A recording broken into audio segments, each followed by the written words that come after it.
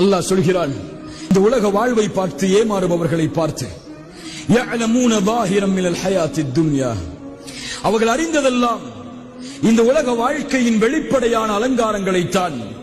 ஆனால் அவர்களோ இந்த மரணத்திற்கு பிறகு ஒரு வாழ்வு இருக்கிறது என்பதை பற்றிய எந்த சிந்தனையும் இல்லாமல் மறைமுகமாக அதை மறந்து அதை விட்டு பொடுபோக்காகி வாழ்கிறார்கள். அல்லாஹ் சொல்கிறான், மனிதனே, அவலம் யதஃபக்கரு ஃபி அன்ஃபுஸிஹிம், உன் நஃப்ஸையே நீ சிந்தித்து பார்க்க மாட்டாயா? மா خلقல்லாஹு السماوات والارض وما بينهما இல்லா பில்ஹக்.